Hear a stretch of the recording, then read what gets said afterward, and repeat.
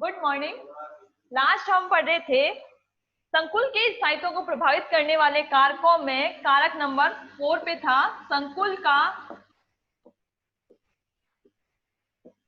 वातावरण।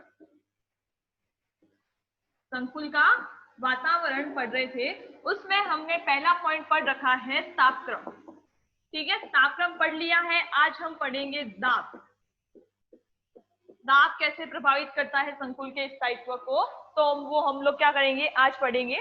तो देखो, संकुलों के स्थायित्व पर दाब का प्रभाव जो है वो सांद्रता के प्रभाव के बिल्कुल समान होता है।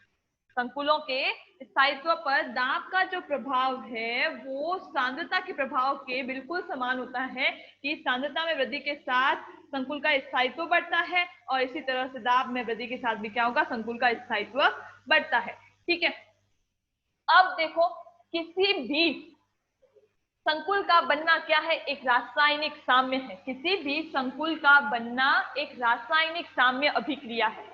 ठीक है, तो उस पर हम रासायनिक साम्य अभिक्रिया पर हम किसका नियम लगा सकते हैं, ला सातेलिए का नियम प्रयुक्त कर सकते हैं, ला सातेलिए का नियम यूज कर सकते हैं उसके ऊपर। ठीक है, तो अतः किसी गैसीय लिगेंड के साथ धातु यौगिक का दाब बढ़ाने पर क्या होगा, ला सातेलिए के नियम के अनुसार संकुल का स्थायित्व बढ़ता है। दाब बढ़ाने पर ला सातेलिए के नियम के अनुसार संकुल का स्थायित्व जो है वो बढ़ता है। ठीक है, तो देखो कि किसी भी संकुल के स्थायित्व पर दाब का प्रभाव जो है वो सांद्रता के प्रभाव के बिल्कुल समान होता है। किसी भी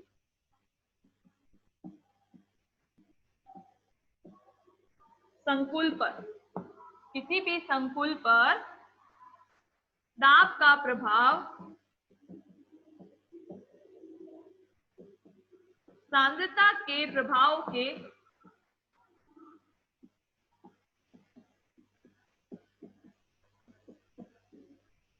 बिल्कुल समान होता है।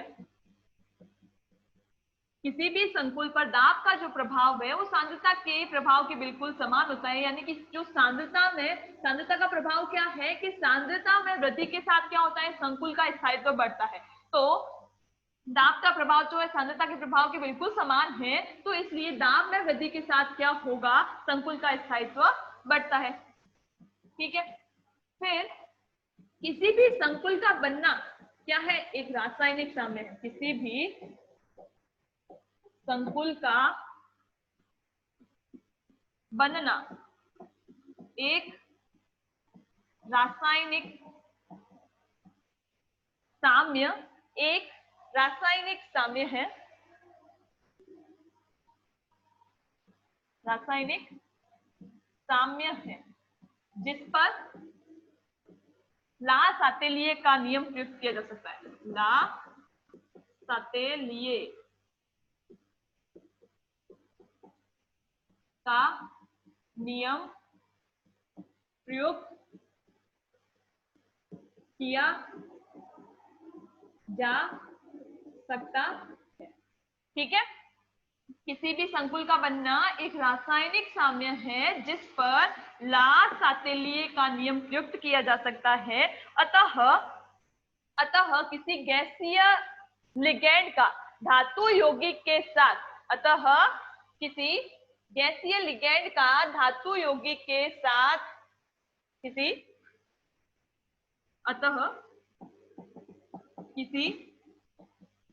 गैसीय लिगेंड के किसी गैसीय लिगेंड के साथ धातु यौगिक का दाब बढ़ाने पर किसी गैसीय लिगेंड के साथ धातु यौगिक का दाब बढ़ाने पर ला सातेलिए के नियम के अनुसार या ला सातेलिए के अनुसार संकुल का स्थायित्व बढ़ता है। ला सातेलिए के अनुसार संकुल का स्थायित्व बढ़ता। ठीक है, तो ये था दाब का प्रभाव।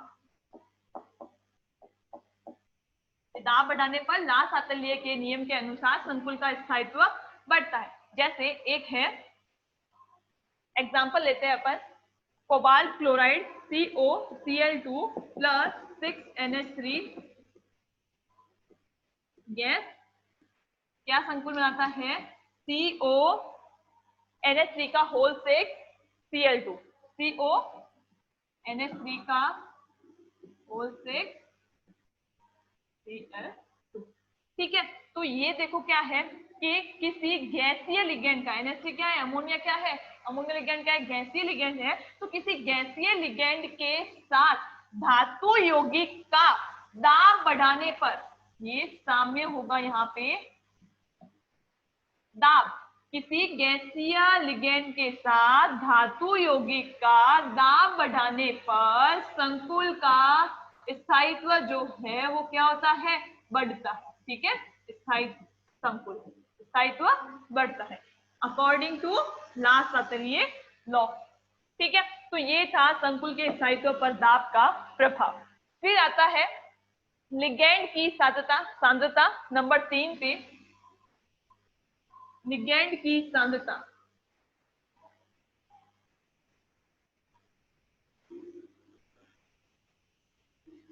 नंबर 3 पे आता है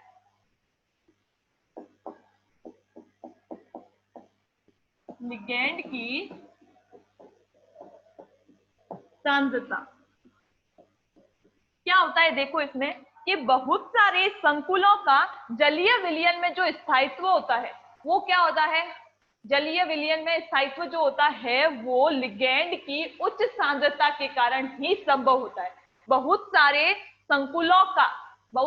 संकुलों का जलीय विलयन में जो स्थायित्व होता है वो किस कारण होता है? लिगेंड की उच्च सांद्रता के कारण ही संभव है। क्योंकि लिगेंड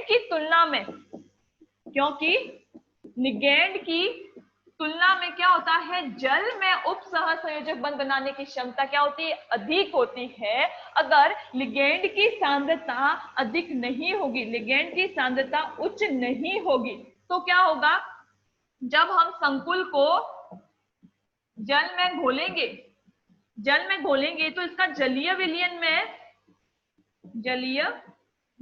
में जो एक्वा लिगेंड होगा, जलीय विलयन में एक्वा लिगेंड उपस्थित है। ठीक है, तो अब जैसे संकुल है, संकुल के साथ में क्या होगा? लिगेंड भी होगा।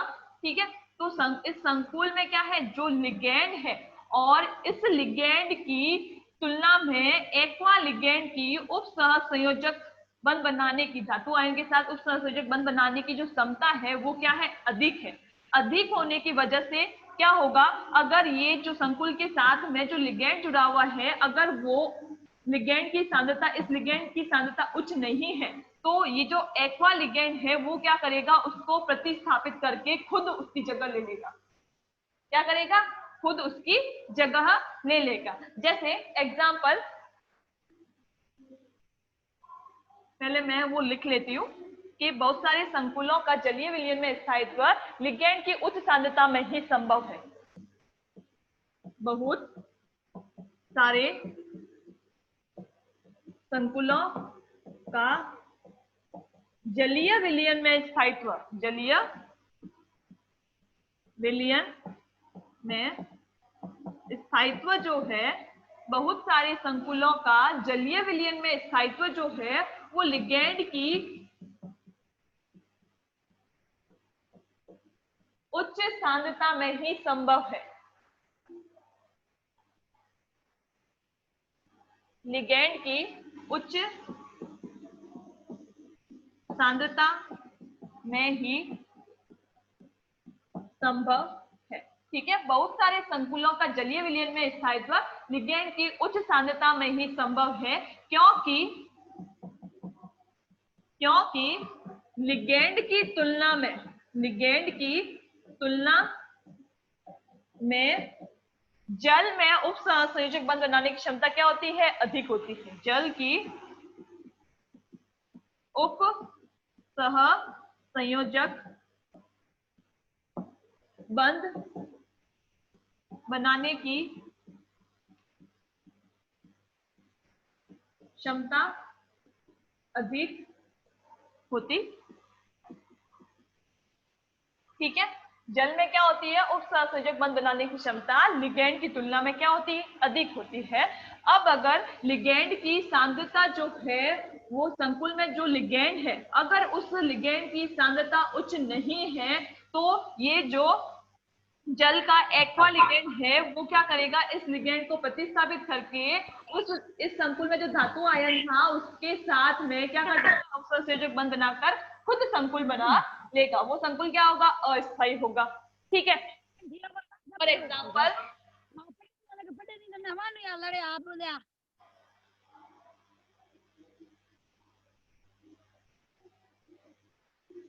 फॉर एग्जाम्पल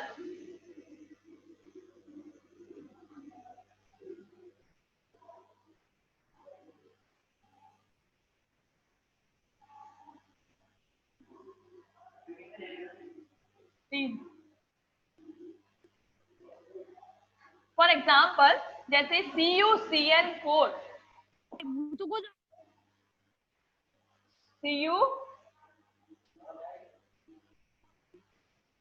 CuCl4 2 माइनस संकुल जो है ये क्या है, एक पीला स्थायी ठोस है। CuCl4 2 माइनस जो है वो क्या है, एक पीले रंग का स्थायी ठोस है।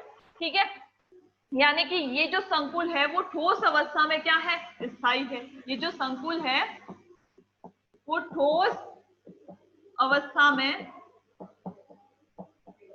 स्थायी है, स्टेबल है। ठीक है, अब हम क्या करेंगे, इस संकुल को जलीय विलयन में घोलने पर, जल में घोलने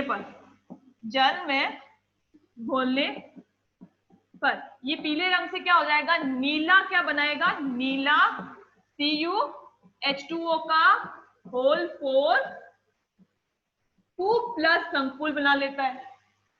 ठीक है, इस संकुल को हमने क्या किया, जल में घोल दिया। तो जल में घोलने पर क्या हो जाता है, इस एक्वा लिगेंड ने क्या किया, इस Cl4 लिगेंड को क्या कर दिया, प्रतिस्थापित कर दिया। क्योंकि ये जो लिगेंड है, इस संकुल में जो ये लिगेंड है इसकी सांद्रता क्या है, निम्न है। इसकी सांद्रता क्या है, निम्न है। जलीय विलयन में इसकी सांद्रता उच्च नहीं है, जिस वजह से जलीय विलयन का जो एक्वा लिगेंड है उसने इस संकुल के लिगेंड को क्या कर दिया, इसको प्रतिस्थापित कर दिया और खुद ने क्या बना लिया, संकुल बना लिया। ठीक है, अतः अर्थात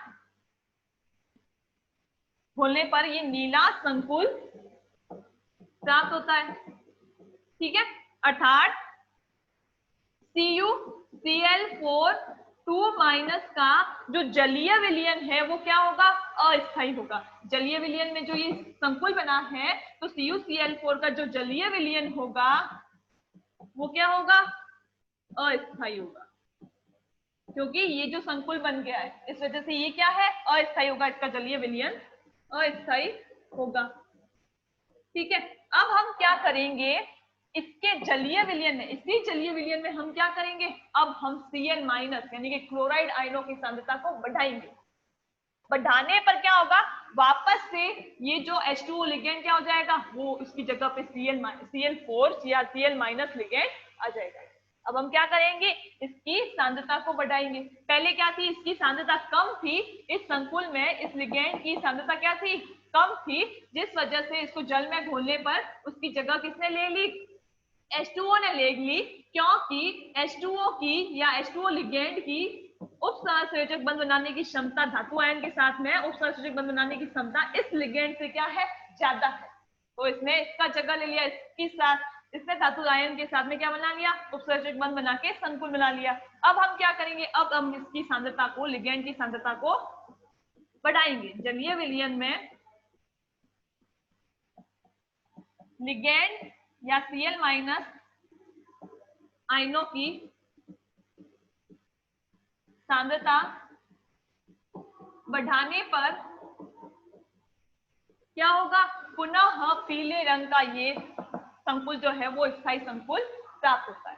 ठीक है, जलीय विलयन में Cl माइनस आयनों की सांद्रता बढ़ाने पर पुनः पीला संकुल, बढ़ाने पर पुनः ये पीला संकुल CuCl4 2 माइनस प्राप्त होता है। अतः इससे क्या स्पष्ट होता है कि CuCl4 2 माइनस संकुल का जलीय विलयन में स्थायित्व जो है वो क्लोराइड आयनों की केवल उच्च सांद्रता में ही संभव है। CuCl4 का ये जो CuCl4 संकुल है, इसका इस संकुल का जलीय विलयन में जो स्थायित्व है वो किस पर निर्भर है? Cl माइनस आयनों की उच्च सांद्रता में ही संभव है। CuCl4 का जलीय विलयन में स्थायित्व Cl माइनस आयनों की उच्च सांद्रता में ही संभव है। अगर Cl माइनस आयनों की सांद्रता कम होगी तो ये जो लिगेंड है वो H2O से प्रतिस्थापित हो जाएगा और क्या बनाएगा? अस्थायी संकुल बनाता है। ठीक है, तो ये था कि विलयन की सांद्रता या लिगेंड की सांद्रता जो है वो संकुल के स्थायित्व को इस प्रकार प्रभावित करती है। अगर संकुल लिगेंड की सांद्रता उच्च है तो संकुल का स्थायित्व जलीय विलयन में क्या होगा? अधिक होगा या स्थायी होगा। ठीक है, और अगर लिगेंड की सांद्रता निम्न है तो संकुल क्या होगा? अस्थायी होगा जलीय विलयन में। ठीक है, तो ये इस तरह से लिगेंड की सांद्रता क्या करती है? संकुल के स्थायित्व को प्रभावित करती है। फिर ये था संकुल का वातावरण। ठीक है, संकुल के स्थायित्व को प्रभावित करने वाले में चौथा कारक था संकुल का वातावरण, जिसमें हमने कितने पॉइंट पढ़े? कल 1 पढ़ा था तापक्रम, आज 2 पढ़े दाब और विलयन की सांद्रता। ठीक है, तो ये संकुल के वातावरण 3 पॉइंट्स है। अब हम 5वां स्टार्ट करेंगे, अन्य कारक। संकुल के स्थायित्व को प्रभावित करने वाले कारकों में 5वां पॉइंट पढ़ेंगे, अन्य कारक। अन्य कारक कौन कौन से हैं? अन्य कारकों में पहला पॉइंट है पीएच या H प्लस आयनों की सांद्रता। पीएच या H प्लस आयनों की सांद्रता। पीएच या फिर H प्लस आयनों की सांद्रता। अब पीएच और H प्लस आयन की सांद्रता कैसे प्रभावित करती है? तो देखो, विलयन में जो H प्लस आयन होते हैं वो क्या करेंगे? लिगेंड को प्रतिस्थापित कर संकुल के स्थायित्व को क्या करते हैं? कम कर देते हैं। विलयन में उपस्थित H प्लस आयन जो है वो संकुल से लिगेंड को विस्थापित करते हैं और संकुल का स्थायित्व क्या होता है? घट जाता है। अतः H प्लस आयनों की संख्या में वृद्धि के साथ संकुल का स्थायित्व घटता है। क्या है? देखो कि विलयन में H प्लस आयन संकुल से लिगेंड को क्या कर देंगे? विस्थापित कर देंगे। संकुल से लिगेंड को विस्थापित कर देते हैं, जिससे क्या होता है? लिगेंड को विस्थापित कर देने से क्या होता है? लिगेंड को विस्थापित कर देने से क्या होता है? ठीक है, तो विलयन में जो H प्लस आयन है वो संकुल से क्या करेंगे? लिगेंड को विस्थापित कर देते हैं। विस्थापित कर देने से क्या होगा? संकुल का स्थायित्व घटता है। अतः तो जैसे जैसे H प्लस आयन बढ़ेंगे वो क्या करेंगे? लिगेंड को संकुल से क्या कर देंगे? विस्थापित कर देंगे और संकुल का स्थायित्व क्या हो जाएगा? कम होता जाएगा। अतः H प्लस आयनों की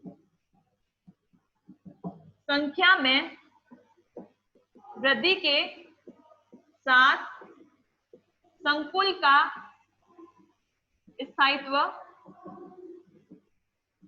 घटता है। ठीक है, H प्लस आयनों की संख्या में वृद्धि के साथ संकुल का स्थायित्व क्या होता है? घटता है। इसका मतलब क्या है कि जो संकुल का स्थायित्व है वो H प्लस आयनों के क्या है? व्युत्क्रमानुपाती है। संकुल का स्थायित्व जो है वो क्या है? H प्लस आयनों के व्युत्क्रमानुपाती है, क्योंकि H प्लस आयनों की संख्या में वृद्धि के साथ संकुल का स्थायित्व घटता है। क्यों घटता है? क्योंकि ये H प्लस आयन जो है वो संकुल से क्या करते हैं? लिगेंड को विस्थापित कर देते हैं, जिससे संकुल का स्थायित्व घटता है। ठीक है, अतः संकुल का स्थायित्व H प्लस आयनों के व्युत्क्रमानुपाती है। ठीक है, पर पीएच के क्या है? समानुपाती होता है। पीएच बढ़ाने पर और H प्लस आयनों की संख्या कम करने पर क्या पीएच को, तो या तो पीएच को बढ़ाओ, पीएच बढ़ाने पर या H प्लस आयनों की संख्या कम करने पर,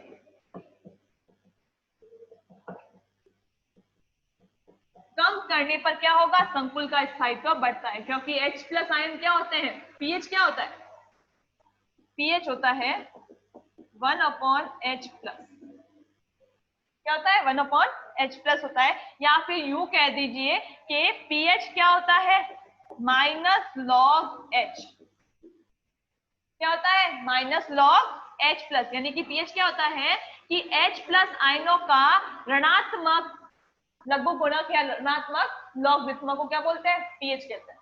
ठीक है, H प्लस आयनों के नेगेटिव लॉगरिथम को क्या बोलते हैं, पीएच बोलते हैं। तो इसका मतलब क्या है कि पीएच बढ़ाएंगे तो संकुल का स्थायित्व बढ़ेगा, और H प्लस को बढ़ाएंगे तो संकुल का स्थायित्व घटेगा। इसलिए पीएच बढ़ाने पर और H प्लस आयनों की संख्या कम करने पर क्या होता है, संकुल का स्थायित्व बढ़ता है।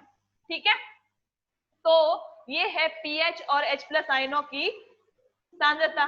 तो अब मेन पॉइंट लिख लेते हैं कि सांद्रता जो है, सॉरी, संकुल का स्थायित्व जो है, संकुल का स्थायित्व जो है वो समानुपाती तो है पीएच के, और व्युत्क्रमानुपाती है H प्लस आयनों की सांद्रता के। ठीक है, किसके व्युत्क्रमानुपाती है, H प्लस आयनों की सांद्रता के व्युत्क्रमानुपाती है। फिर नेक्स्ट अपने आता है, ये तो अन्य कारक में पहला पॉइंट था पीएच या H प्लस आयनों की सांद्रता। दूसरा पॉइंट है धातु लिगैंड बंध सहसंयोजक प्रकृति। दूसरा पॉइंट क्या है,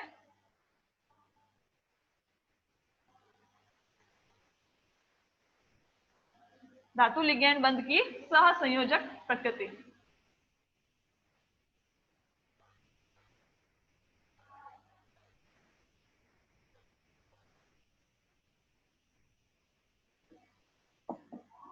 धातु लिगैंड बंध की सह संयोजक प्रकृति। अब देखो, ये हमने पहले पढ़ा था कि मृदु अम्ल जो है वो क्या करता है, मृदु क्षार के साथ क्या बनाता है, स्थायी संकुल बनाता है। देखो क्या है, धातु लिगैंड बंध की सहसंयोजक प्रकृति। ठीक है, हमने क्या पढ़ा था कि मृदु अम्ल जो है वो मृदु क्षार के साथ क्या करता है, स्थायी संकुल बनाता है। मृदु अम्ल मृदु क्षार, मृदु अम्ल मृदु क्षार के साथ में क्या करता है, स्थायी संकुल बनाता है। मृदु अम्ल मृदु क्षार के साथ क्या करता है, स्थायी संकुल बनाता है। ठीक है, अब देखो ये जो मृदु अम्ल होते हैं वो मृदु अम्ल क्या करते हैं, छद्म उत्कृष्ट गैस विन्यास दर्शाते हैं। छद्म उत्कृष्ट गैस विन्यास दर्शाते हैं। पता है किसी को छद्म उत्कृष्ट गैस विन्यास क्या होता है, छद्म उत्कृष्ट गैस विन्यास क्या होता है पता है, स्थायी तो होता है पर होता क्या है,